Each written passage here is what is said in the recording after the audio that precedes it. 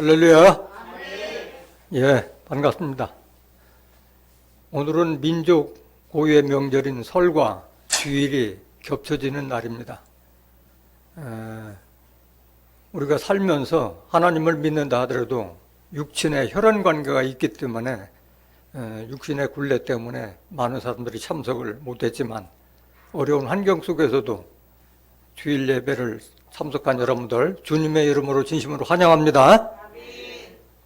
갈라디아서 6장 8절에 기록되어 있기를 육신을 쫓는 자는 육신으로부터 썩어진 것을 거두고 성령을 위하여 심는 자는 성령으로부터 영생을 거두리라고 기록되어 있습니다.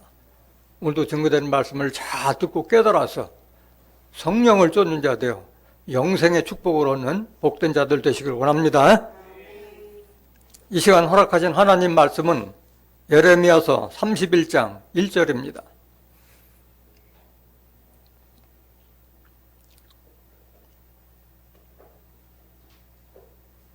봉독해 드리겠습니다. 나 여호와가 말하노라. 그때에 내가 이스라엘 모든 가족의 하나님이 되고 그들은 내 백성이 되리라. 예레미야 31장 1절 말씀을 봉독해 드렸습니다. 봉독해 드린 말씀 통해서 가족의 하나님이라는 제목으로 말씀을 증가하도록 하겠습니다. 가족의 하나님. 서두에서도 말씀드렸지만은 오늘은 설과 주일이 겹쳐지기 때문에 혈연 관계로 맺어진 그런 육친의 관계에서 지켜지는 설 명절. 설 명절을 지키고 이게 귀성을 하고 하는 것은 우리나라하고 중국밖에 없습니다.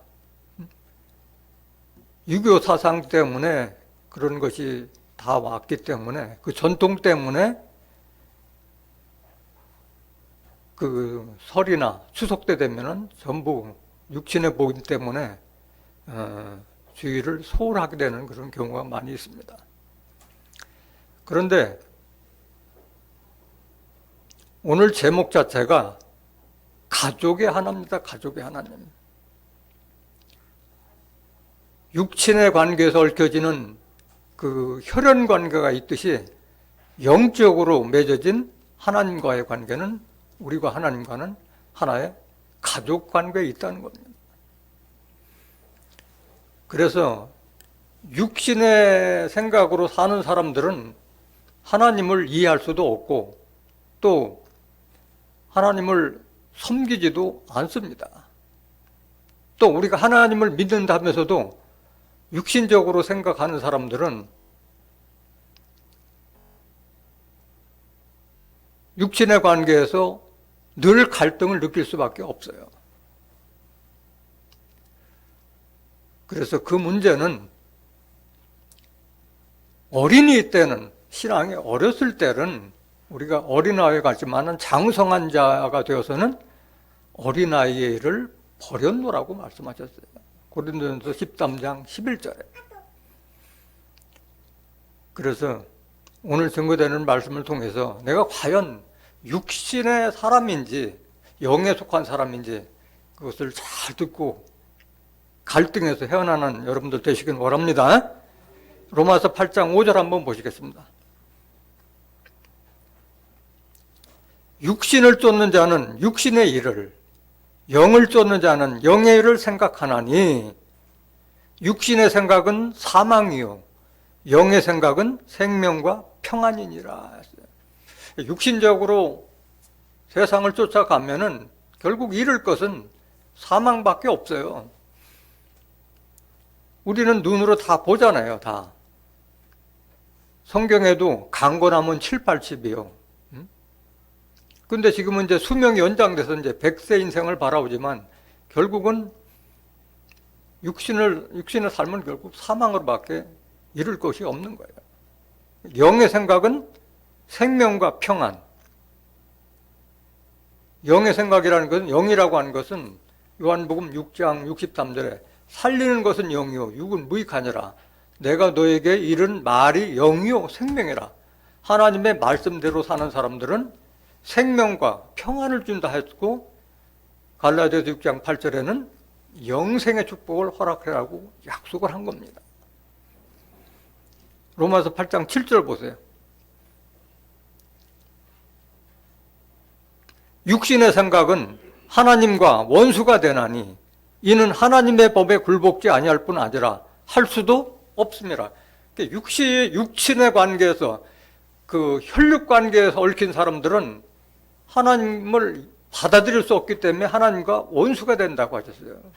하나님의 법인 성경 말씀에 굴복지 아니할 뿐 아니라 할 수도 없다는 거예요. 이해를 못하니까 그런 거예요. 이해를 못하니까. 8절.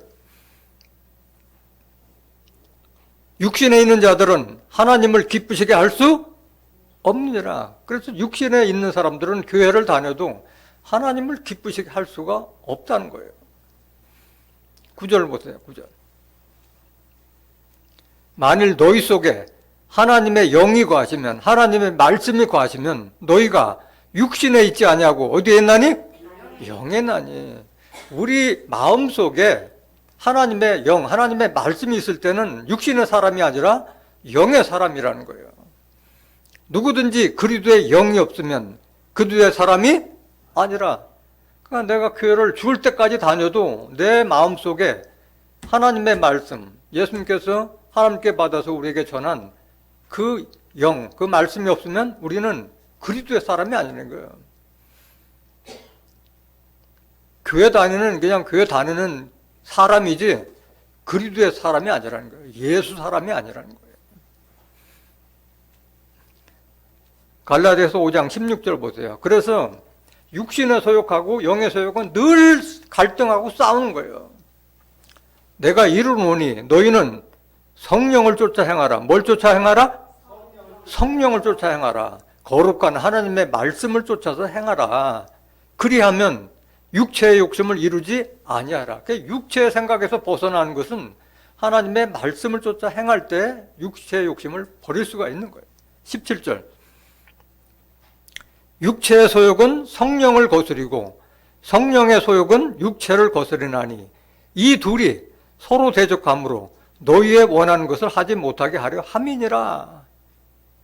이게 늘 하나님의 말씀을 받았어도 육신에 살기 때문에, 육신의 굴레 때문에 늘 서로 갈등하는 거예요. 이것은 죽을 때까지 해결이 되지 않아요. 고린도전서 2장 14절 보세요. 고린도전서 2장 14절. 육에 속한 사람은 하나님의 성령의 일을 받지 아니하나니 저희에게는 미련하게 보이며 또 깨닫지도 못하나니 이런 일은 영적으로라야 분변함이니라. 육에 속한 사람, 육신에 속한 사람은 하나님의 말씀을 받지 않는다는 거예요. 오히려 교회 다니는 사람들 보고, 하나님 믿는 사람들 보고 미련하게 보인다는 거예요. 깨닫지 못하니까 그런 거예요.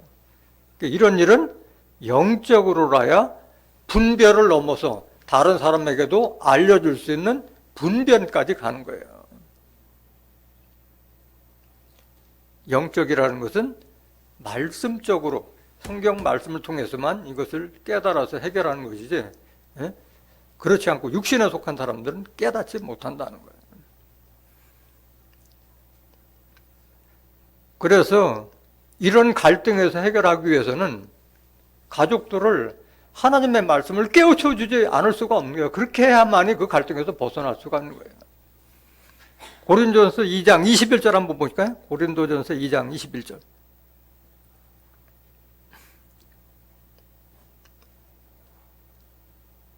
고린도전서 2장 21절.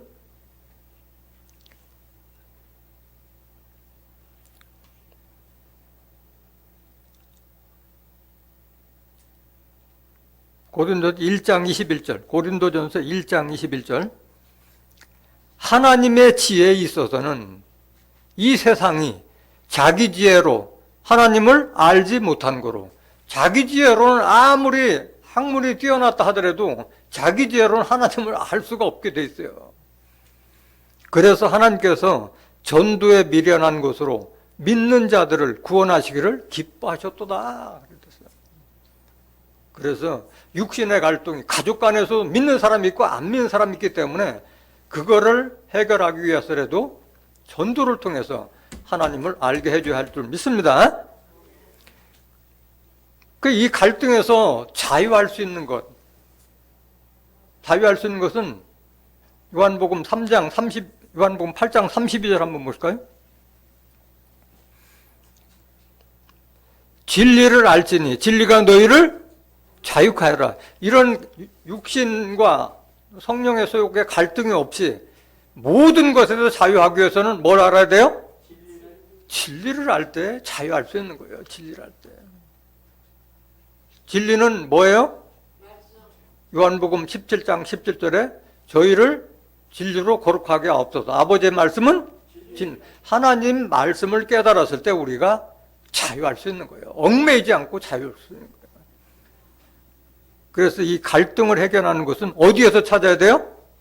성경 말씀에서 찾아야 돼요. 내가 가족 간의 갈등을 없애기 위해서는 성경 속에서 해답을 다 찾을 수밖에 없는 거예요. 그래야만이 하나님으로 난 자만이 이 세상 굴레에서 벗어날 수가 있는 거예요. 요한일서 5장 4절 보세요.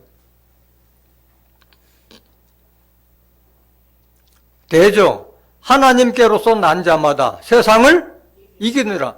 세상 모든 법에서 자유할 수 있는 것은 하나님께서 난 자만이 이길 수 있다는 거예요. 세상을 이김은 이것이니 우리의 뭐요? 믿음으로 이기는 거예요. 믿음으로.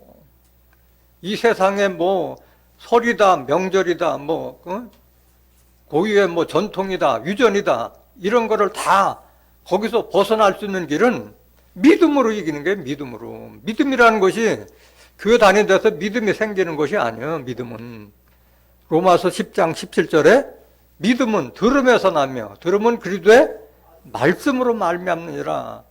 하나님의 말씀을 들었을 때 이렇구나 해가지고 깨달아 갔을 때 그게 믿음인 거예요. 하나님과 우리와의 관계는 가족 관계라는 것을 깨달았을 때 그런 육신의 굴레에서 자유하고 벗어날 수가 있는 겁니다. 오늘 본문 말씀 한번 보시겠습니다.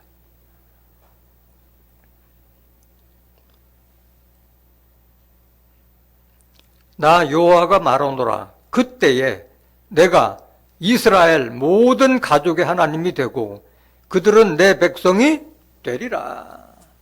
하나님 말씀이에요. 그때라고 하는 것은 하나님께서 작정하신 그때. 마태복음 24장 36절 보세요. 성경에 그날과 그때가 많이 나오는데 이때 그때는 언제를 말하냐면 세상 끝때를 말하는 거예요. 하나님께서 사람들을 심판과 구원하는 그때를 말하고 있는 거예요. 모든 가족의 하나님이 되고 그들은 내 백성이 될 것이라고 하는 말씀이에요. 이거는 실상이에요? 비유예요? 비유의 말씀이에요. 비유. 본문 말씀 에레미야 31장 1절 보세요. 다시. 나 여호와가 말하노라. 그때에 그 심판 때에 내가 이스라엘 모든 가족의 하나님이 되고 그들은 내 백성이 되려는데 이스라엘 모든 가족의 하나님이 되면은 이게 문자적으로 보면 우리하고 관계가 있어요? 없어요? 없잖아요. 이스라엘만 해당되는 거잖아요. 여기에서 말하는 이스라엘은 비유예요. 이스라엘 족속을 빙자해서 오늘날 하나님을 믿고 예수 믿는 자들에게 하나님이 가족의 하나님 되시겠다는 그 말씀이에요. 비유로 기록된 말씀이에요. 이스라엘의 실상이 과연 뭐냐? 호세아서 10장 1절 보세요.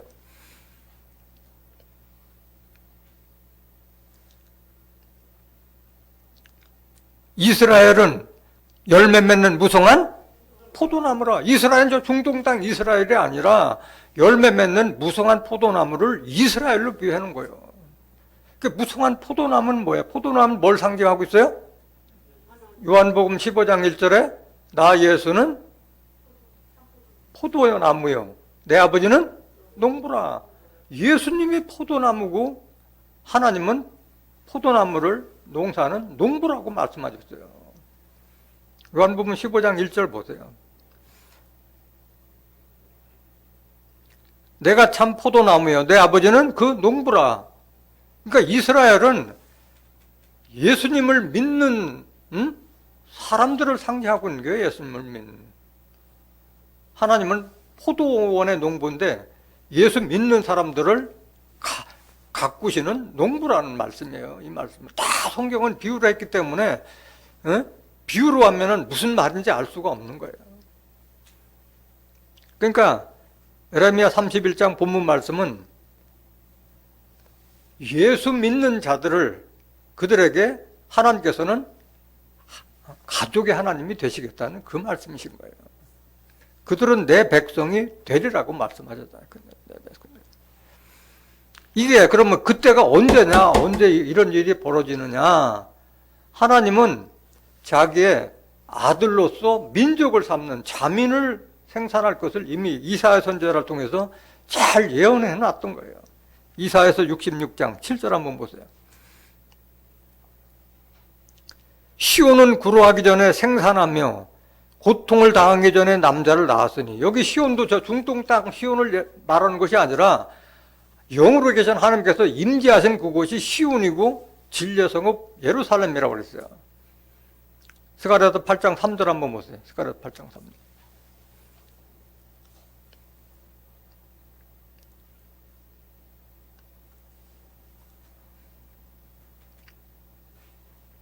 나 여호와가 말하노라. 내가 시온에 돌아왔은즉 예루살렘 가운데 거하리니. 예루살렘은 뭐요?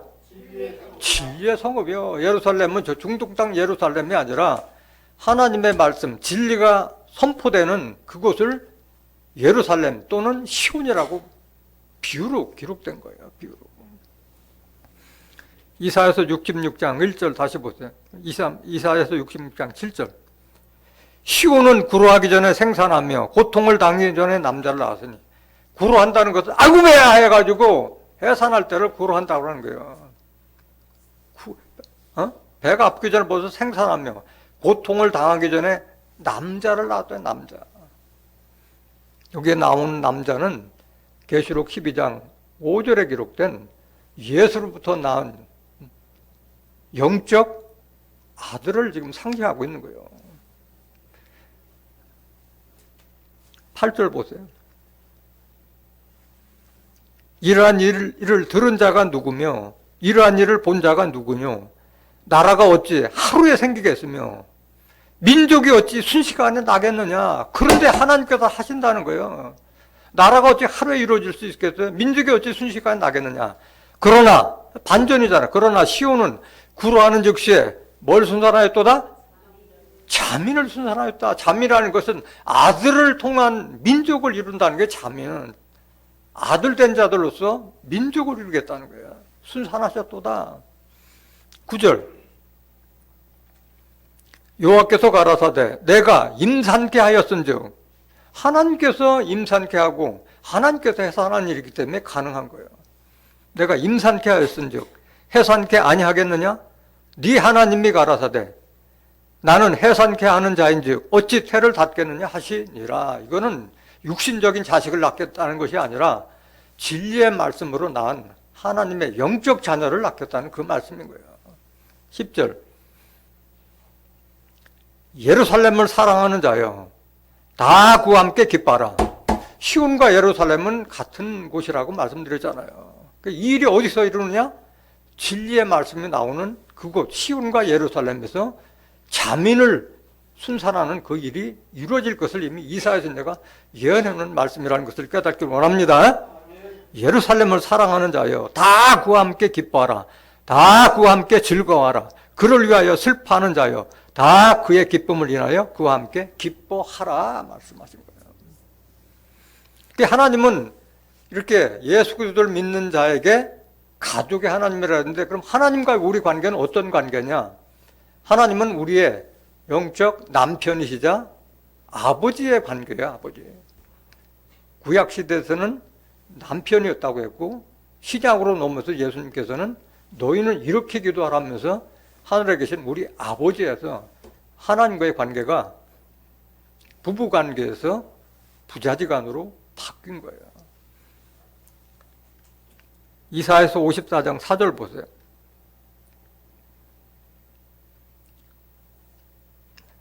두려워 말라.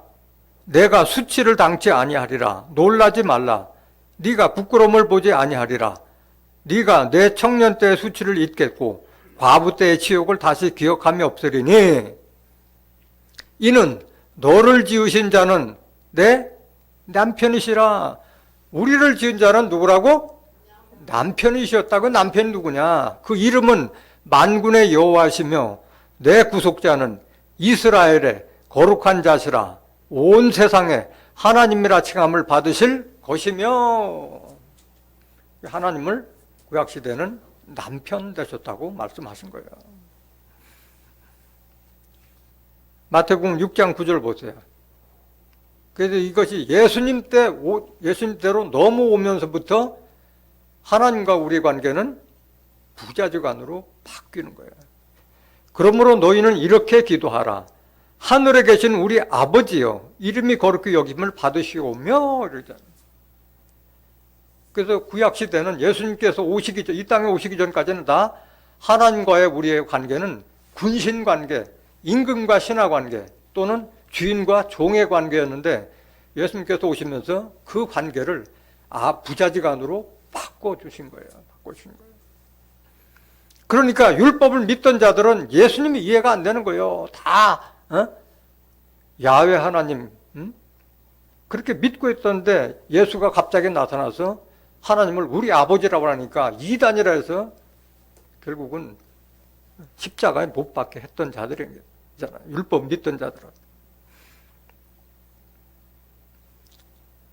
그래서 하나님과 우리 관계는 자식과 부모 관계로 바뀐 거예요. 에베소서 1장 3절 보세요.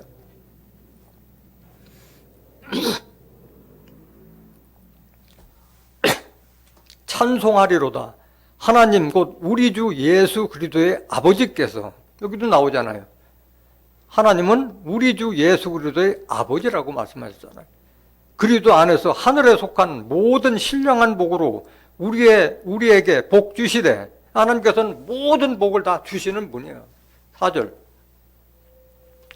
곧 창세전에 그리스도 안에서 우리를 택하사 우리로 사랑 안에서 그 앞에 거룩하고 흠이 없게 하시려고 그 기쁘신 뜻대로 우리를 예정하사 예수 그리스도로 말미암아 자기의 뭐가 되게 하셨으니?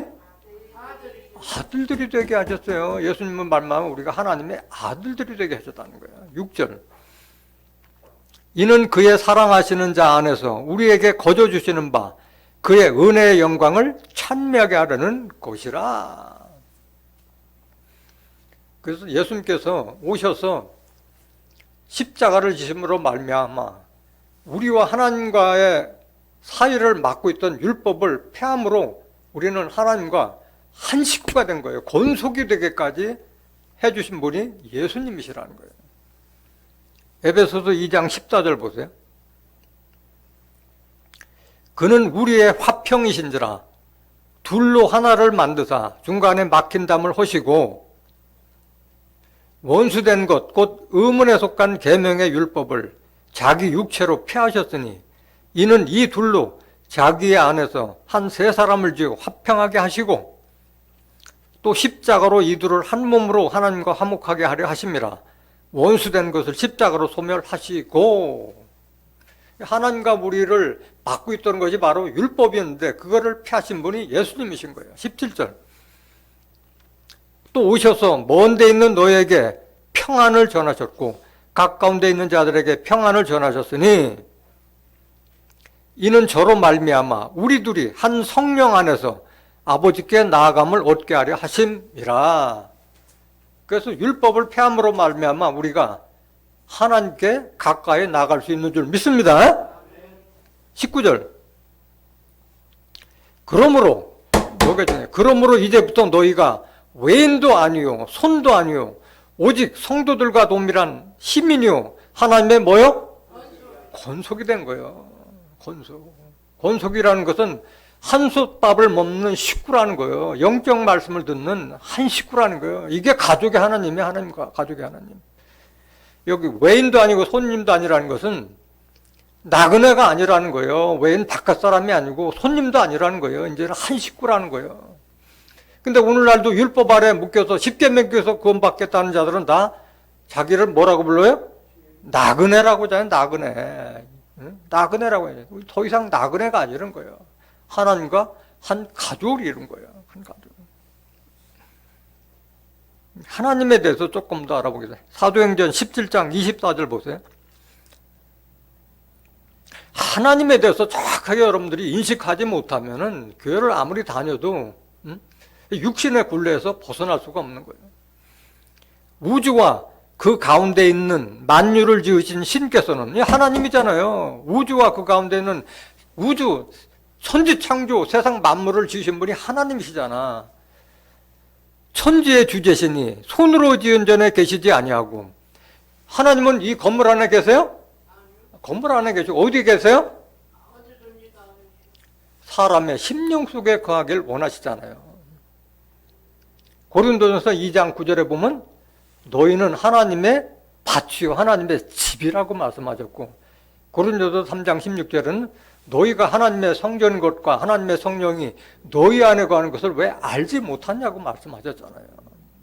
하나님은 손으로 지은 건물에는 계시지 않아요. 아무리 화려한 성전, 로마에 있는 바티칸 궁전에 있는 베드로 성전 같이 그렇게 엄청난 성전에도 하나님 계시지 않은 거예요. 하나님은 사람의 심령 속에 거하기를 원하시는 거예요. 25절 보세요. 또 무엇이 부족한 것처럼 사람의 손으로 섬김을 받으신 것이 아니니 이는 만민에게 생명과 호흡과 만물을 친히 주시는 자이심이라. 그러니까 우리가 하나님께 예배하기 위해서 무슨 헌금 같은 걸 주는데 하나님을 그런 헌금, 섬김을 받으시는 분이 아니에요. 오히려 우리에게 생명을 주시고 호흡을 주시고 만물을 친히 주시는 자입니다. 이걸 깨달아야 돼요. 그래서 우리가 여기서 무슨 내가 헌금을 많이 했다, 뭘 했다, 그건 자랑할 것이 아닌 거예요. 마음을 받는 것이지 무슨 섬김을 받으시는 분이 아닌 거예요. 하나님께서는. 26절. 인류의 모든 족속을 한 혈통으로 만드사 온 땅에 거하게 하시고 저희의 연대를 정하시며 거주의 경계를 하나셨으니, 하나님께서는 인류의 모든 족속을 한 말씀, 한 혈통으로 이루시기 위해서 오늘도 쉬지 않고 일하고 계시는 거예요. 그래서 모든 민족마다 모든 족속을 다 자기 땅에 거하게 하시고 또 그 연대와 그 경계, 거주의 경계도 다 누가 정한 거예요? 하나님께서 하신 거예요. 인간이 한 것 같지만 다 하나님 섭리 안에서 이루어지신 거예요. 27절. 그 국가의 흥망성쇠도 결국 누구에게 달려있는 거예요? 개인의 흥망성쇠도 국가의 흥망성쇠도 다 하나님께 달렸다는 거예요. 이는 사람으로 하나님을 혹 더듬어 찾아 발견케 하려 하심이로되 그는 우리 각 사람에게서 멀리 떠나 계시지 아니하도다. 이 번역을 조금 이상하게 해놔서 그는 우리 각 사람에게서 멀리 떠나 계시지 아니하도다 이 말이 아니라 멀리 떠나 계시지 않다. 그러니까 가까이 계시다는 거예요. 우리 가까이에. 왜? 영으로 계신 하나님께서 우리에게 영으로 임재했기 때문에 가까이 계시다는 거예요. 하나님을 모신 자를 통해서 하나님을 볼 수가 있는 거예요. 예수님 안에 누가 항상 계셨어요? 하나님이 항상 계셨기 때문에 예수님께서는 내 안에 아버지께서 내가 이 말을 하는 거다 말씀하셨잖아요. 그래서 3년 동안 예수님을 따라야 됐던 빌립이 예수님 십자가 지러 간다고 했을 때 아버지요, 예수님 보고 가시려거든 아버지를 보여주고 가시옵소서 했을 때 예수님께서 책망하셨잖아요. 빌립아, 네가 나와 오랫동안 함께 계셨으면 나를 본 자는 아버지를 보았거는 어찌하여 아버지를 보이라 하느냐고 책망했잖아요. 하나님은 가까이 계신 거예요. 가까이 계신 거예요. 영안이 뜬 사람은 가까이 볼 수가 있는데 영안을 뜨지 못하면 내 앞에 하나님이 오셔도 알아요? 몰라요? 모르는 거예요. 하나님은 영으로 계시고 말씀으로 계시기 때문에 그 영을 모신 말씀을 가진 사람을 통해서 그리스도를 볼 수 있고 하나님을 볼 수 있다는 것을 깨달아야 할 줄 믿습니다. 예수님께서 재림하셔도 영안을 뜨지 않으면 알 수가 없는 거예요. 28절. 우리가 그를 힘입어 살며 기동하며 있느니라. 우리가 사는 것은 다 하나님의 은총에 힘입어서 산다는 그 뜻이요. 너희 시인 중에도 어떤 사람들의 말과 같이 우리가 그의 소생이라 하니, 그의 소생이라면 뭐야? 우리가 하나님의 자녀잖아요. 아들이자 딸이잖아요. 그의 소생이라는 것은 하나님의 소생이라는 거예요. 우리가. 이 말은 무슨 말이냐? 요한복음 10장 35절에 하나님의 말씀을 폐하지 못하나니 하나님의 말씀을 받은 자는 뭐라 하였나니? 신이라 했다. 하나님의 말씀을 받은 자가 신이요. 그게 신의 아들이요. 하나님의 말씀을 받았을 때. 이사야서 11장 2절에 보면은 이새의 뿌리에서 난 가지가 하나님의 신을 받았다고 그랬잖아요. 지혜와 총명과 모략과 재능과 지식과 여호와를 경외하는 신이 그에게 임했다고 그랬잖아요. 그 분을 통해서 우리도 마찬가지 하늘의 지혜를 받을 수가 있는 거예요. 말씀을 통해서 받는 거잖아요. 29절. 이와 같이 신의 소생이 되었은즉, 하나님의 아들이 하나님의 자녀가 되어서 소생이 되었은즉 신을, 하나님을 금이나 은이나 돌에다 사람의 기술과 고안으로 새긴 것들과 같이 여길 것이 아니니라. 이게 뭐예요? 돌이나 뭐 금, 은, 바다가 사람의 기술로 새겨놓은 그런 우상과 같은 여기지 말라는 게 하나님을 제대로 인식하라는 거예요. 하나님을.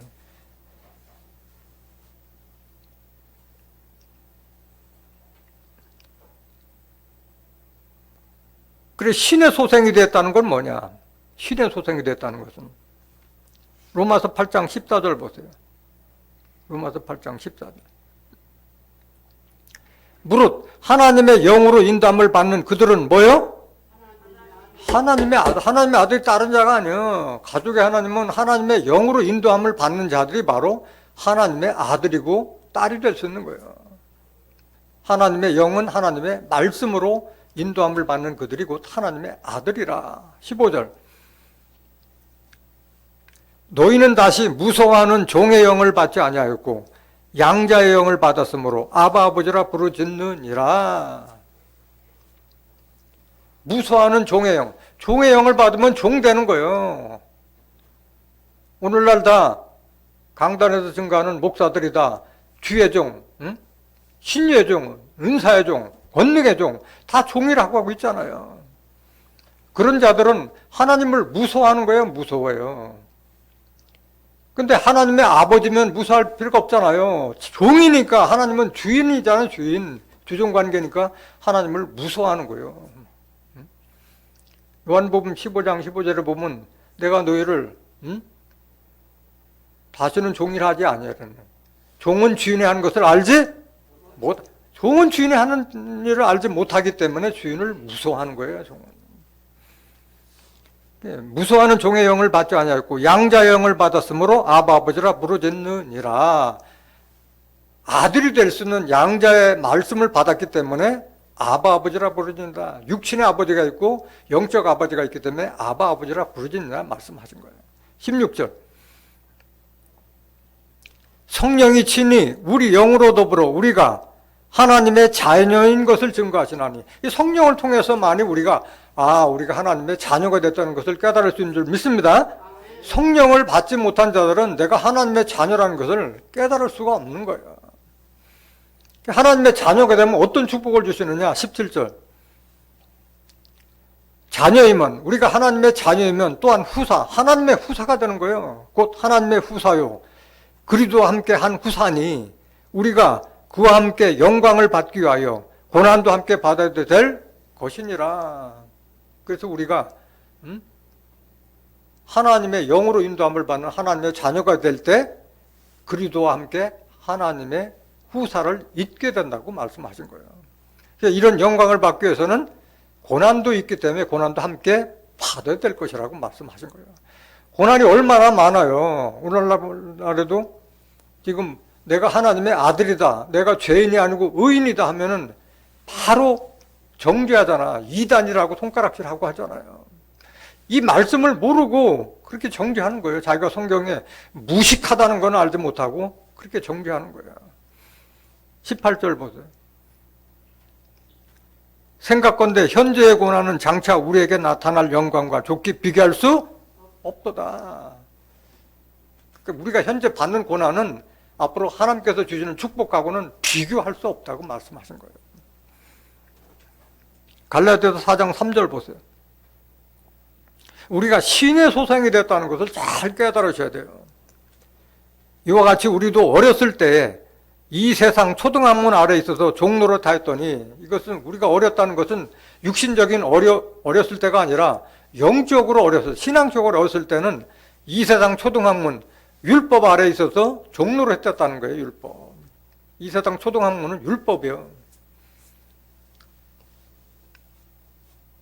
갈라디아서 3장 25절에 보면 율법은 그 몽학, 우리를 그리스도에게 인도하는 몽학 선생이랬잖아요. 어릴 몽자, 배우락자. 초등학문이라는 게요, 율법은. 4절 보세요. 때가 참에 하나님이 그 아들을 예수를 보내사 여자에게서 나게 하시고 율법 아래 나게 하신 것은 율법에서 우리를 빼내주셨잖아요. 5절. 율법 아래 있는 자들을 속량하시고 우리로 아들의 명분을 얻게 하려 하심이라. 율법에 있는 자들을, 예수님을 대속물로 주고 우리를 빼내셨고요. 우리로 무슨 명분? 아들의 명분을 주셨어요. 이걸 모르기 때문에 아직도 예수님 믿으면서도 종이라고 하고 있는 거예요. 6절 보세요. 너희가 뭔 고로? 아들인 고로 하나님이 그 아들의 영을, 아들이 될 수 있는 하나님의 말씀을 우리 마음 가운데 보내사 아바 아버지라 부르게 하셨느니라. 로마서 8장 14절 말씀하고 같은 말씀이잖아요. 7절. 그러므로 네가 이후로는 종이 아니요 아들이니 아들이면 하나님으로 말미암아 유업을 이을 자 아니라 아들만이 유업을 잇는 거예요. 아들만이. 종은 품삯만 주면 언제든지 쫓겨나는 게 종이잖아요. 요한복음 8장 35절에 종은 영원히 거하지 못하고 아들만 영원히 거한다고 그랬잖아요.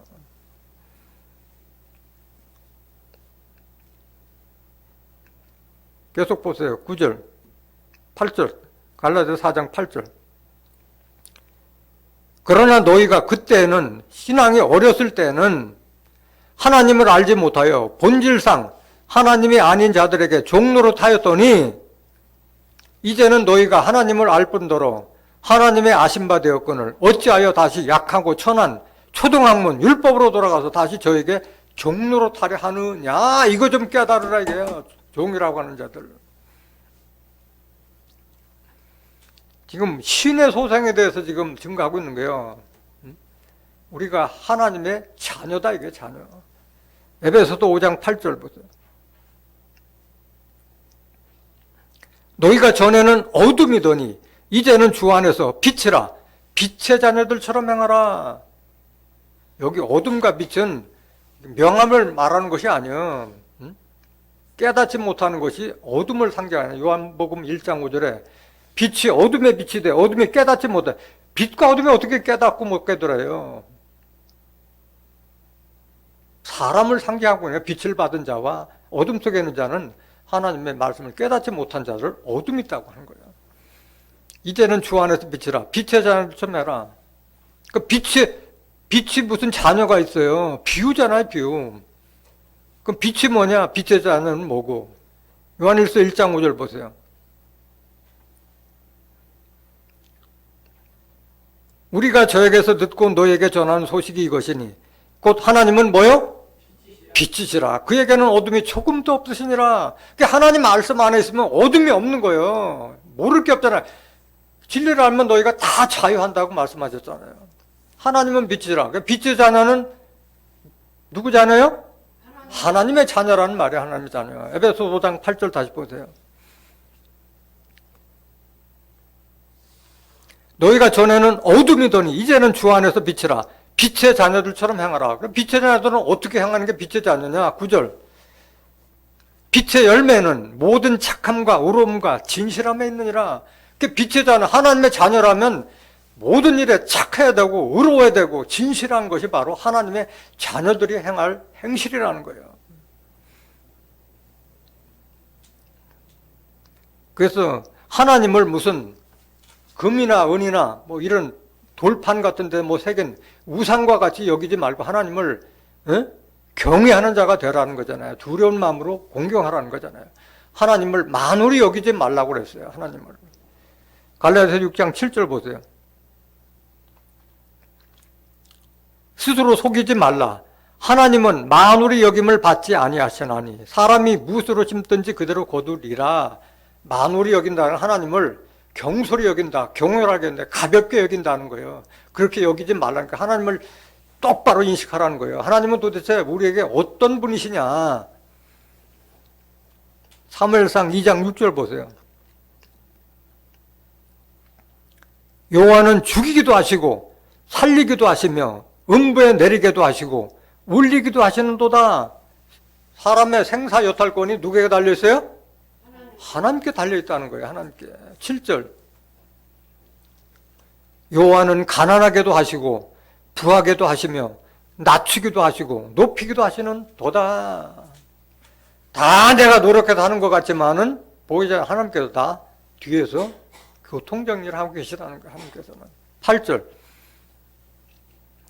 가난한 자를 진토에서 일으키시며 빈핍한 자를 거름더미에서 드사 귀족들과 함께 앉게 하시며 영광의 위를 차지하게 하시는도다. 영광의 자리를 차지하게 하는도다. 땅의 기둥들은 여호와의 것이라. 여호와께서 세계를 그 위에 세우셨도다. 9절. 그가 그 거룩한 자들의 발을 지키실 거예요. 그래서 진리로 거룩하게 된 자들을 하나님께서 지켜주신다는 거예요. 악인으로 흑암 중에서 잠잠케 하시니니 힘으로는 이길 사람이 없으려다. 이런 분이 하나님이시라는 게 하나님. 10절. 여호와를 대적하는 자는 뭐 할 것이라? 산산이 깨어질 것이라. 하나님을 대적자는 산산이 깨어질 것을 말씀하신 거예요. 하늘 우레로 그들을 치시리로다. 여호와께서 땅끝까지 심판을 베푸시고 자기 왕에게 힘을 주시며 자기의 기름 부음을 받은 자의 뿔을 높이시로다 하니라. 여러분들도 하나님으로부터 기름 부음 받은 자가 되어야 할 줄 믿습니다. 그런 자를 다 높여주시겠다고 말씀하신 거예요. 이사야서 45장 7절 보세요.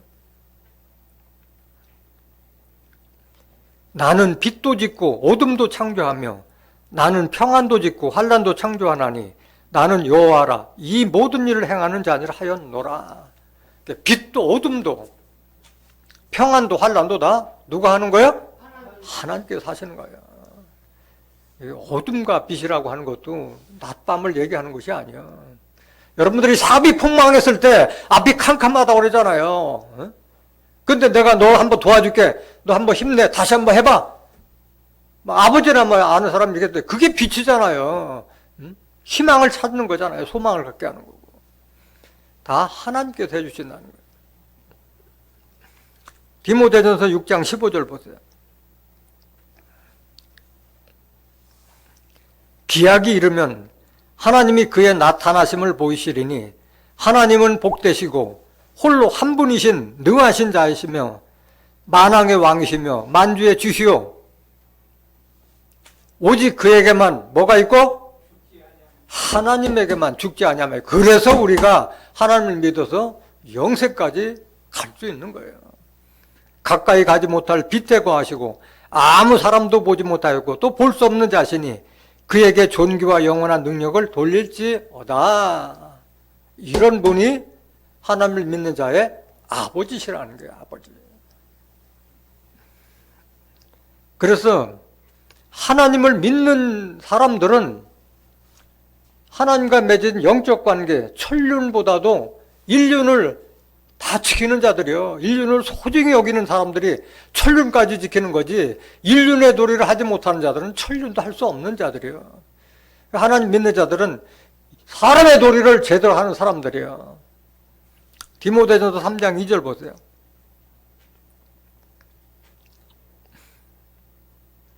그러므로 감독은 책망할 것이 없으며 한 아내의 남편이 되며 절제하며 근신하며 아담하며 나그네를 대접하며 가르치기를 잘하며 술을 즐기지 아니하며 구타하지 아니하며 오직 관용하며 다투지 아니하며 돈을 사랑치 아니하며 자기 집을 잘 다스려 자녀들로 모든 단정함으로 복종케 하는 자를 할지며 이렇게 돼 있어요. 이런 자가 교회에서 감독과 어떤 지도자를 삼는 자라는 게 이런 자들이에요. 12절 보세요. 디모데전서 3장 12절. 집사들도 마찬가지예요. 집사들은 한 아내의 남편이 되어 자녀와 자기 집을 잘 다스리는 자일지니 집사의 직분을 잘한 자들은 아름다운 지위와 그리스도 예수 안에 있는 믿음에 큰 담력을 얻느니라. 집사 직분도 아무나 주는 것이 아니에요. 자기 집을 잘 다스린 자가 집사 될 자격이 있는 거예요. 디도서 1장 5절 보세요. 디도서 1장 5절.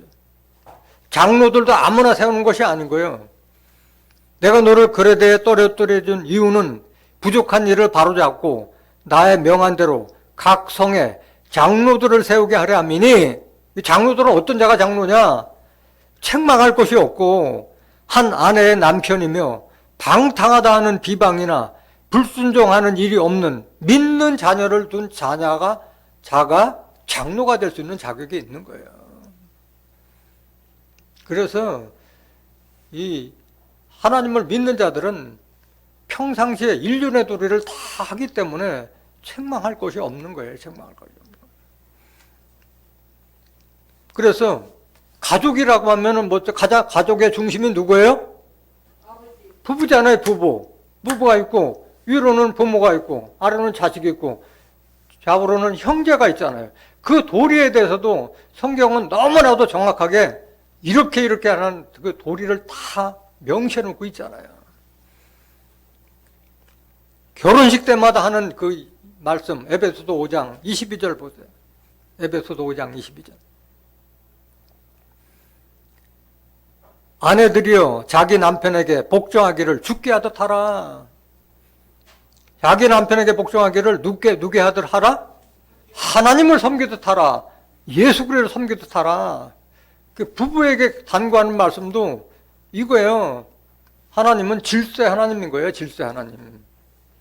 아내들은 지금은 이제 세상이 바뀌어서 여성 상시가 됐지만은 근본적인 하나님은 아내들은 남편에게 복종하기를 원하고 계시는 거예요. 23절. 이는 남편이 아내의 머리됨이 그리스도께서 교회의 머리됨과 같음이니 그가 친히 몸에 구주시니라. 남편을 주님과 같이 섬기라는 그 말이에요. 그리스도께서 교회의 머리됨과 같으면 이거 계속 그리스도와 교회의 관계를 빗대서 부부가의 관계를 이렇게 설명하고 있는 거예요. 24절.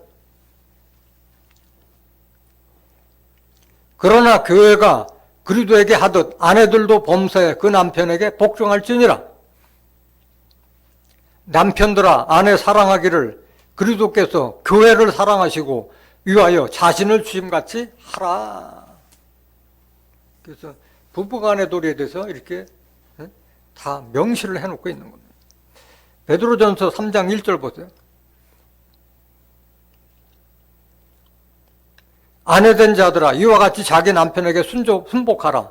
이는 혹 도를 순종치 않는 자라도 말로 말미암지 않고 그 아내의 행위로 말미암아 구원을 얻게 하려 함이니. 남편도 믿고 안 믿고 하는 것은 여자에게 달린 거예요. 여자에게. 2절. 너희의 두려워하며 정결한 행위를 봄이라. 너희 단장은 머리를 꾸미고 금을 차고 아름다운 옷을 입는 외모로 하지 말고 오직 마음에 숨은 사람을 온유하고 안정한 심령에 썩지 않을 것으로 하라. 이는 하나님 앞에 값진 것이니라. 전에 하나님께 소망을 두었던 거룩한 부녀들도 이와 같이 자기 남편에게 순복함으로 자기를 단장하였나니. 6절. 사라가 아브라함을 주라칭하여 복종한 것 같이 너희가 선을 행하고 아무 두려운 일에도 놀라지 아니하므로 그의 딸이 되었느니라. 7절. 남편된 자들아, 이와 같이 지식을 따라 너희 아내와 동거하고 저는 더 연약한 그릇이요 또 생명의 은혜를 유업으로 함께 받을 자로 알아. 귀 여기라. 이는 너의 기도가 막히지 아니하게 하려 함이라. 그래서 아내는 남편을 이렇게 순복하고 남편은 자기 아내를 사랑하라고 지금 당부하고 계시는 거예요. 또 부자 관계는 어떠냐? 부자 관계. 에베소서 6장 1절 보세요.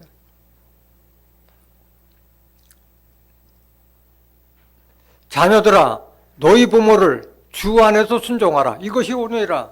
어디 안에서 순종하라? 이 말이 중요해요. 그냥 무조건 순종이 아니라 주 안에서 하나님의 말씀 안에서 순종하라. 이것이 옳으니라. 2절. 내 아버지와 어머니를 공경하라. 이것이 약속 있는 첫 계명이네. 이거는 그 출애굽할 때 벌써 모세에게 준 율법에도 다 나와 있잖아요. 부모를 공경하라는 것은. 3절. 이는 내가 잘되고 땅에서 장수하리라. 여러분들이 생활 속에서 잘되기 위해서는 부모 공경하는 일이요. 이거. 그래 땅에서 장수의 길도 부모를 공경하는 게 장수의 길이라는 거예요. 4절. 자녀에 대해서는 어떻게 되느냐. 또 아비들아 너희 자녀를 노엽게 하지 말고 오직 주의 교양과 훈계로 양육하라. 자녀들을 노엽게 하지 말고 주의 교양과 훈계로 양육하라. 잠언서 1장 7절에 여호와를 경외하는 것은 지식의 근본이라 했어요. 지식의 근본이요. 영어 수학 공부 잘 가르치는 게 중요한 게 아니라 하나님을 경외하는 것이 지식의 근본이라는 거예요. 잠언서 9장 10절에 여호와를 경외하는 것은 지혜의 근본이라고 했어요. 지혜롭게 키우기 위해서는 하나님의 말씀을 깨닫게 해주는 것이 가장 자녀를 잘 양육시키는 것이라는 것을 깨닫기 원합니다. 주의 교양과 훈계로 양육하라고 말씀하신 거예요.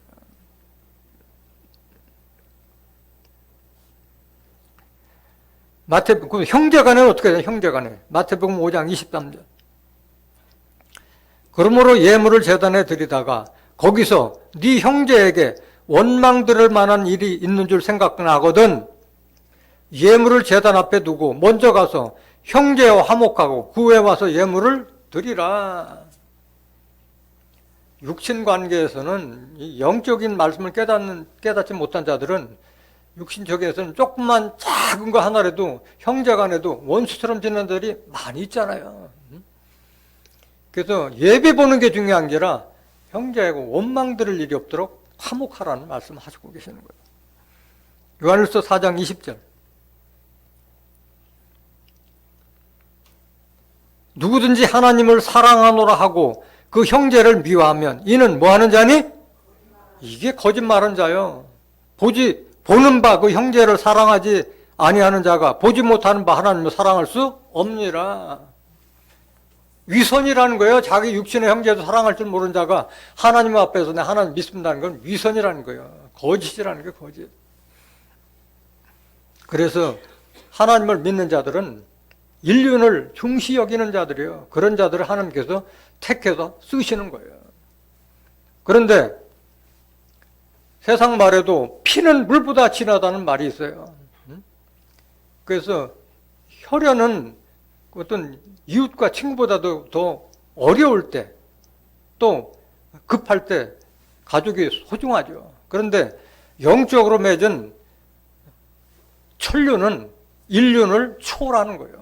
인륜을 초월하는 거예요. 그 답을 누구에서 찾아야 돼요? 예수님에서 찾아야 돼요. 예수님께서 하신 말씀과 예수님께서 본을 보이신 그걸 통해서 우리가 혈연 관계하고 하나님과의 맺어진 천륜 관계를 분별할 수 있어야 되는 거예요. 예수님에 대해서 좀 알아보셔야 됩니다. 그래야만이 여러분들이 그 육신의 소욕하고 성령의 소욕에서 갈등에서 벗어날 수 있는 거예요. 로마서 1장 3절 보세요. 이 아들로 말하면, 이 아들 예수로 말하면 육신으로는 다윗의 혈통에서 나셨고, 예수님은 육신적으로는 누구에게 나왔어요? 다윗의 피를 받은 거예요. 사도행전 13장 23절에도 이 사람의 씨에서 예수를 세웠다고 말씀하셨잖아요. 사람의 씨로 나신 거예요. 사람의 씨로. 4절 성결의 영으로는 죽은 가운데서 부활하여 능력으로 하나님의 아들로 인정되셨으니 곧 우리 주 예수 그리스도 신이라.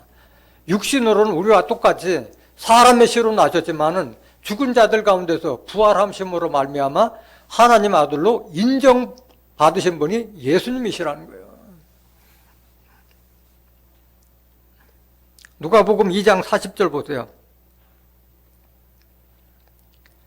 아기가 자라며 강하여지고, 여기 아기는 예수를 말하시는 거예요. 예수님이 자라며 강하여지고 지혜가 충족하며 하나님의 은혜가 그 위에 있더라. 하나님의 은혜가 예수님에게 임하신 거예요. 41절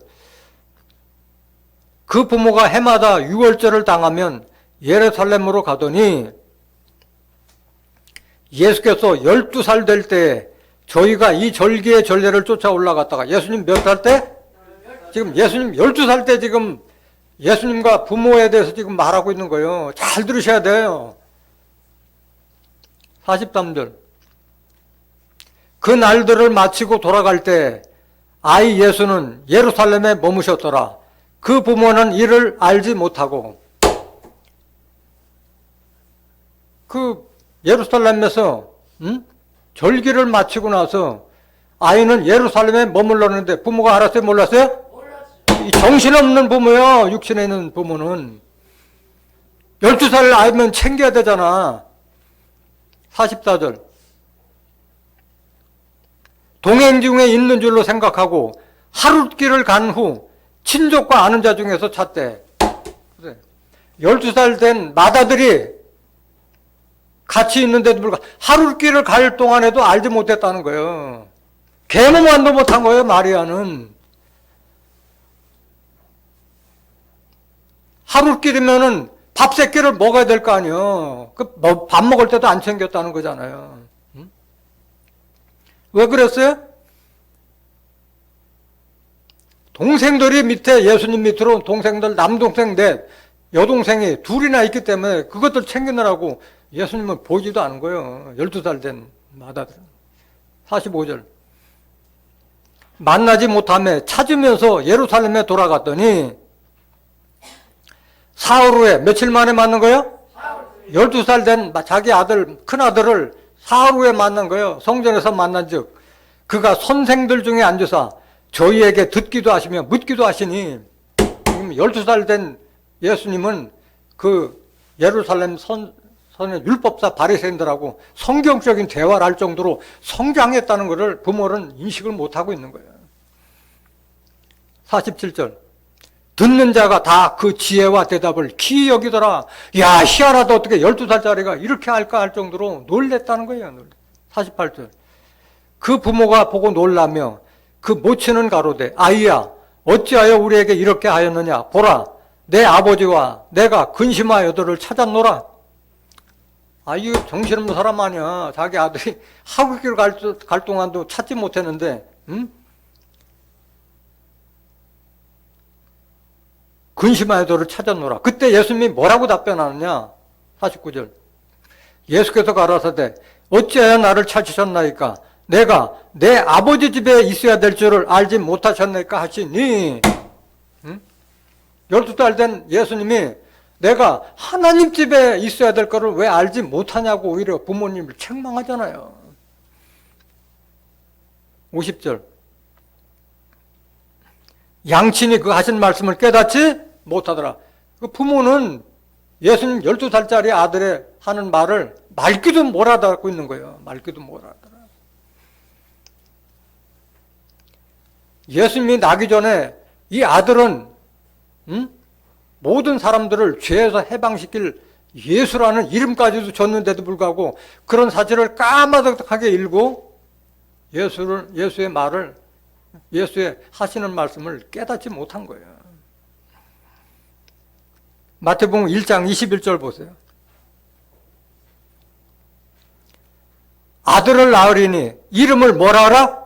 예수라 하라. 이는 그가 자기 백성을 저희 죄에서 구원할지 아심이라 하니라는 것을 요셉에게 주의 사자가 현명해서 다 알려줬음에도 불구하고 그거를 깨닫지 못하고 그 밑으로 자식도 여럿을 낳은 거예요.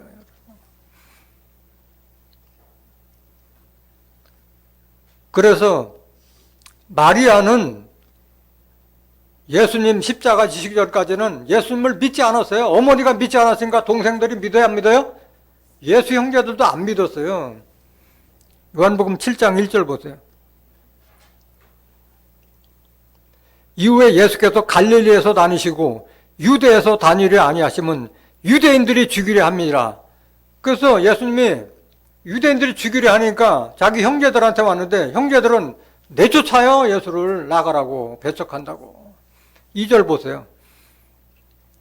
유대인의 명절인 초막절이 가까운지라 그 형제들이 예수께 이르되 당신의 행하는 일을 제자들도 보게 여기를 떠나 유대로 가둬서 유대 가면 잡아 죽이려 하는데 그걸로 가라는 거예요. 형제들은. 4절 스스로 나타나기를 구하면서 묻혀서 일하는 사람이 없나니 이 일을 행하려 하거든 자신을 세상에 나타내소서 하니. 겉으로는 그럴싸한 말이잖아요. 근데 네가 죽든 말든 상관없는 거예요. 다 동생들은. 5절 이는 그 형제들이라도 예수를 믿지 아니함이라. 어머니가 안 믿는데 동생들이 믿겠어요? 그래서 예수님도 모친과 형제들을 배척해요. 마태복음 12장 46절 보세요.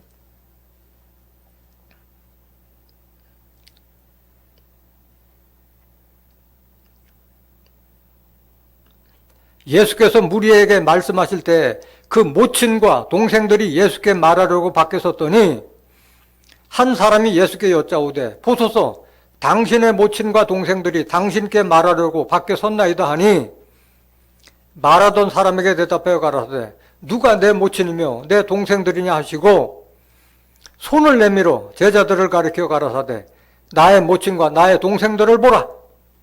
누구든지 하늘에 계신 내 아버지의 뜻대로 행하는 자가 내 형제요 자매요 모친이라 하시느라. 이렇게 냉담을 하신 거예요. 예수님께서. 그런데 그럼 예수님이 불효자냐? 불효자가 아니에요. 예수님 십자가 지실 때 모친 마리아하고 사랑하는 제자 요한하고 모자 관계를 맺어줘서 그 십자가 지신 이후부터 예수님의 모친 마리아를 사랑하는 제자가 집에서 모셨어요. 남동생이 있음에도 불구하고 그 사랑하는 제자가 모셔서 그 이후에 예수님 부활 이후에 마리아가 그때부터 믿기 시작한 거예요. 요한복음 19장 25절 보세요. 예수의 십자가 곁에는 그 모친 마리아와 이모와 글로바의 아내 마리아와 막달라 마리아가 섰는지라. 예수께서 그 모친과 사랑하시는 제자가 곁에 서는 것을 보시고 그 모친께 말씀하시되 여자여 보소서 아들이니이다 하고. 예수님은 자기 모친을 일개 여자로 본 거예요. 여자여 보소서 아들이니이다. 인륜을 초월한 거예요. 예수님은. 27절 또 그 제자에게 이르시되 보라 네 어머니라 하신대 그때부터 그 제자가 자기 집에 모시니라. 그래서 그때부터 모친 마리아는 예수님을 믿기 시작한 거예요. 그런데도 불구하고 이 마리아를 우상화시켜가지고 동상을 만들어 놓고 그게 성경하고 너무 상반되잖아요. 그걸 동정녀 마리아라고 해요. 사도신경에 왜라고 강조하고. 무슨 동정녀예요. 동정녀는.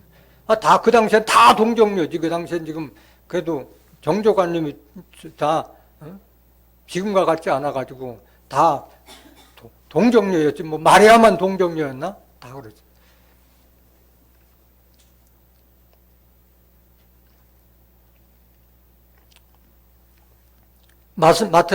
예수님께서 그럼 어떤 말씀을 하셨느냐? 예수님의 말씀도 굉장히 소중한 거예요, 말씀. 인륜을 뛰어넘으라고 말씀하신 거예요. 천륜을 섬기기 위해서는.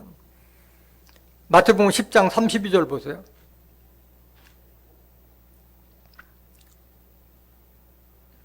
누구든지 사람 앞에서 나를 시인하면 나도 하늘에 계신 내 아버지 앞에서 저를 시인할 것이요. 누구든지 사람 앞에서 나를 부인하면 나도 하늘에 계신 내 아버지 앞에서 저를 부인하리라. 내가 세상에 화평을 주러 온 줄로 생각지 말라. 화평이 아니요 검을 주러 왔노라. 화평을 전하러 왔지만은 이 말씀을 깨달지 못한 자들은 서로 치고받고 하는 검을 주고 온 격이 돼버리는 거예요. 35절. 내가 온 것은 사람이 그 아비와 딸이 어미와 며느리가 시어미와 불화하게 하려 함이니, 하나님의 말씀을 받아들이지 못하면 이렇게 서로 불화하고 원수가 되는 거예요. 불화하고 원수가 되는 거예요. 36절. 사람의 원수가 자기 집안 식구이라. 이거 예수님이 다 알고 이 말씀하신 거예요. 37절. 아비나 어미를 나보다 더 사랑하는 자는 내게 합당치 아니하고 아들이나 딸을 나보다 더 사랑하는 자도 내게 합당치 아니하고. 이게 예수님을 믿는 자의 자격이야. 육신에 있는 사람이 이걸 이해할 수 있겠어요? 불효 막심한 놈을 하지? 38절. 또 자기 십자가를 지고 나를 쫓지 않는 자도 내게 합당치 아니하니라. 자기 다 죽이고 오라는 거예요. 강요가 아닌 거예요. 믿고 싶으면 믿고 믿기 싫으면 말하라는 얘기지. 누가복음 9장 59절 보세요. 누가복음 9장 59절. 또 다른 사람에게 나를 쫓으라 하시니 그가 가로되 나로 먼저 가서 내 부친을 장사하게 허락하옵소서. 가라사대 죽은 자들로 자기의 죽은 자들을 장사하게 하고 너는 가서 하나님의 나라를 전파라 하시고. 뭐가 우선이라는 거예요? 하나님이 하는 것이 이만큼 우선이라는 거예요. 육신에 얽매이지만 초라하는 거잖아요. 초라. 61절. 또 다른 사람이 가로되 주여 내가 주를 쫓겠나이다마는 나로 먼저 내 가족을 작별케 허락하소서.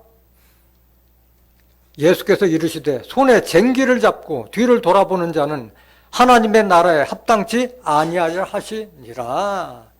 그래서 예수 믿는 것은 사생결단이야. 나를 내려놓고 십자가를 지지 않고서는 예수님을 믿을 수가 없는 거예요. 강요가 아닌 거예요. 깨달은 자만이 할 수 있는 거예요. 마태복음 23장 9절 보세요.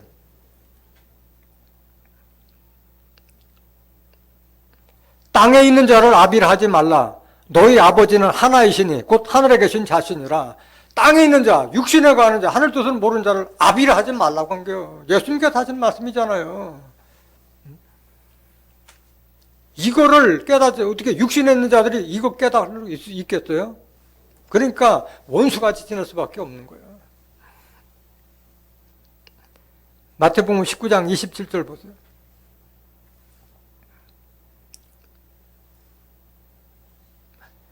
이에 베드로가 대답하여 가로되 보소서 우리가 모든 것을 버리고 주를 쫓아 싸우니 그런즉 우리가 무엇을 얻으리이까.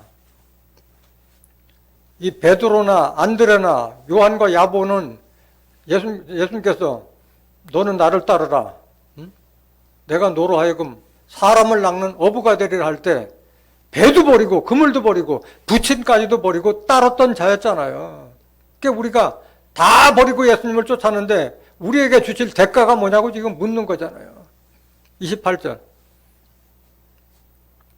예수께서 가라사대 내가 진실로 너에게 이르노니 세상이 새롭게 되어 인자가 자기 영광의 보좌에 앉을 때 나를 쫓는 너희도 12보좌에 앉아 이스라엘 12지파를 심판하리라.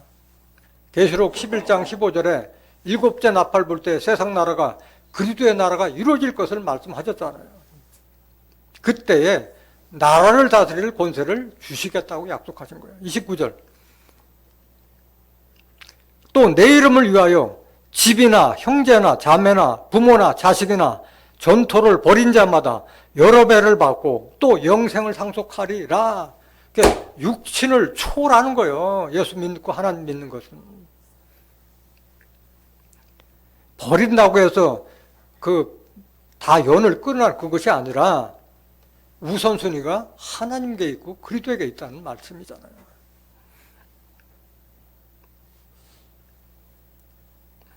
30절. 그러나 먼저 된 자로서 나중되고 나중된 자로서 먼저 될 자가 많으니라. 이걸 먼저 깨닫는 자가 그렇게 할 수 있는 거예요. 교회 먼저 왔다고 해서 먼저 천국 가는 것이 아니에요. 깨달은 자가 이렇게 할 수 있는 거예요. 그럼 예수님만 그렇게 하셨느냐? 하나님의 말씀을 받았던 성경에 로마서부터 빌레몬서까지 13권의 성경을 기록한 사도 바울은 같은 말씀 여러 번 하셨어요. 갈라디아서 1장 14절 보세요. 갈라디아서 1장 14절. 내가 내 동족 중 여러 연갑자보다 유대교를 지나치게 믿어 내 조상의 유전에 대하여 더욱 열심히 있었으나 정통 율법주의자잖아 사도 바울은. 15절. 그러나 내 어머니의 태로부터 나를 택정하시고 은혜로 나를 부르신 이가 하나님과 예수님을 깨달은 거예요. 사도 바울은. 16절.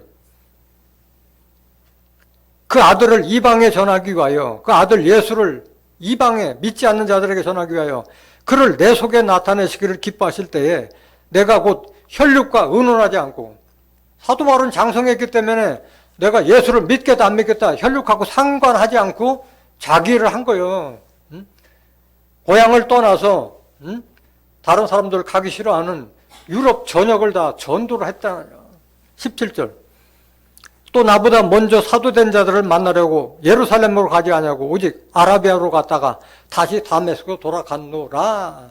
장성한 자는 육신을 초월할 수 있다는 게 초월할 수 있습니다. 고린도서 7장 13절 보세요. 어떤 여자에게 믿지 아니하는 남편이 있어 아내와 함께 살기를 좋아하거든 그 남편을 버리지 말라. 믿지 아니하는 남편이 아내로 인하여 거룩하게 되고 믿지 아니하는 아내가 남편으로 인하여 거룩하게 되나니 그렇지 아니하면 너희 자녀도 깨끗이 못하니라. 그러나 이제 거룩하니라. 15절. 혹 믿지 아니하는 자가 갈리거든, 믿지 않는 것 때문에 갈리거든 갈리게 하라. 이혼하라. 갈리게 하라. 형제나 자매나 이런 일에 구속받을 것이 없느니라. 이렇게 냉정했어요. 하나님 믿고 예수 믿는 것은 그 우유부단한 성격 가지고 믿는 것이 아닌 거예요. 그러나 하나님은 화평 중에서 너희를 부르셨니라. 가급적이면 갈리지 말고 화목하라는 그 뜻이잖아요. 16절. 아내된 자여 네가 남편을 구원하는지 어찌 알 수 있으며 남편된 자여 네가 네 아내를 구원하는지 어찌 알 수 있으리요.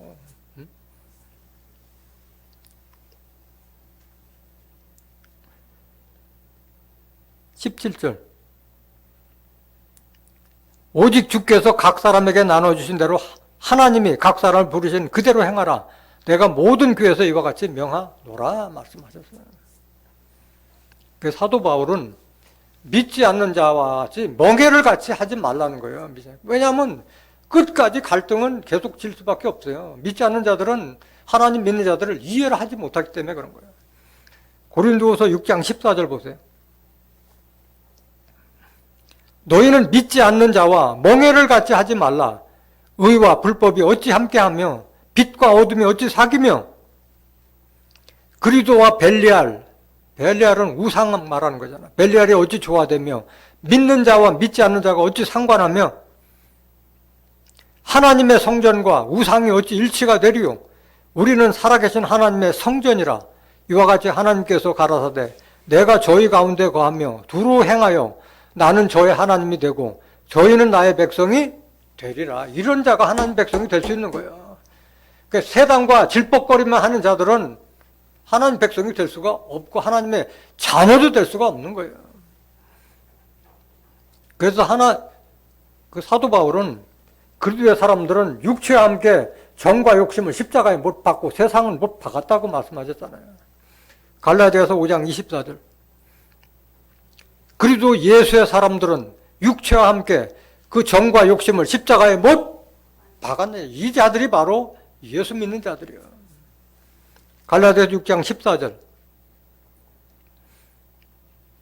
그러나 내게는 우리 주 예수 그리스도의 십자가 외에 결코 자랑할 것이 없으니 그리스도로 말미암아 세상이 나를 대하여 십자가에 못 박히고 내가 또한 세상을 대하여 그러하니라. 그 세상에는 나는 없는 거예요. 세상을 못 받고 세상이 나에 대해서 못 받기 때문에 이제는 세상 일로 가지고 얽매이는 자가 아니라는 거예요. 사도 바울은. 우리가 사도 바울을 본받아야 할 줄 믿습니다. 가족 간에, 하나님은 우리의 가족의 하나님이면 가족 간에 가장 중요한 덕목이 뭐예요? 사랑과 화목이잖아요. 사랑과 화목. 잠언서 15장 16절 보세요. 잠언서 15장 16절. 가산이 적어도 여호와를 경외하는 것이 크게 부하고 번뇌하는 것보다 나으니라. 이거 말씀을 깨달은 자 아니면 이 말씀 어떻게 이해하겠어요? 내 가진 재산이 적어도 하나님을 경외하는 것이 크게 세상에 부하고 번뇌하는 것보다 나으니라. 여러분들 눈으로 많이 보잖아요. 부자들이 돈 많아가지고 형제들이 다 아기 다툼하고 재산 다툼해가지고 콩가루 집안 만들고 서로가 더 유산 가지려고 치고받고 싸우고 그런 걸 많이 보잖아요. 17절. 여간 채소를 먹으며 서로 사랑하는 것이 살찐 소를 먹으며 서로 미워하는 것보다 나으니라. 이게 하나님의 뜻인 거예요. 욥기서 22장 21절. 너는 하나님과 화목하고 평안하라. 그리하면 뭐가 이 말이라? 복은 하나님으로부터 받는 거예요. 신명기 28장 1절에도 기록되어 있잖아요. 네가 하나님의 말씀을 잘 지키면 모든 민족 위에서 뛰어난 자가 되게 하겠다고 약속하셨잖아요. 하나님과 화목해야 할 줄 믿습니다. 고린도후서 5장 18절. 모든 것이 하나님께로 났나니 저가 그리스도로 말미암아 우리를 자기와 화목하게 하시고 또 우리에게 화목하게 하는 직책을 주셨으니 이는 하나님께서 그리스도 안에 계시사 세상을 자기와 화목하게 하시며 저희의 죄를 저에게 돌리지 아니하시고 화목하게 하는 말씀을 우리에게 부탁하셨느니라. 그래서 우리는 하나님과 화목할 뿐만 아니라 가족 내에서도 화목해야 되고 다른 이웃과도 화목해야 할 줄 믿습니다. 마지막 구절 요한일서 4장 10절. 사랑은 여기 있으니 우리가 하나님을 사랑하는 것이 아니요 오직 하나님이 우리를 사랑하사 우리 죄를 위하여 화목제로 그 아들을 보내셨음이니라. 예수님은 화목제로 십자가 지신 거예요. 하나님과 우리를 화목하게 되게 하기 위해서. 11절. 사랑하는 자들아 하나님이 이같이 우리를 사랑하셨은즉 우리도 서로 사랑하는 것이 마땅하도다. 그래서 하나님이 우리의 가족의 하나님이라면 우리가 서로 육친의 도리 안에서도 화목하고 사랑하고 천년 관계에서도 하나님을 사랑하고 화목하는 자가 되어야 할 줄 믿습니다. 오늘 말씀을 깨달은 여러분들, 하나님께서 정하신 그때 하나님은 우리 예수 그리스도를 믿는 자들에게 가족이 하나님이라고 되겠다고 말씀하신 거예요. 육신을 쫓는 자가 아니라 성령을 쫓아 행함으로써 하나님의 자녀가 되어서 하나님부터 위협을 받고 또 그리스도와 함께 하나님의 후사를 잇는 존귀한 하나님의 자녀들이 되시기를 예수님의 이름으로 간절히 축원합니다. 말씀 마치겠습니다.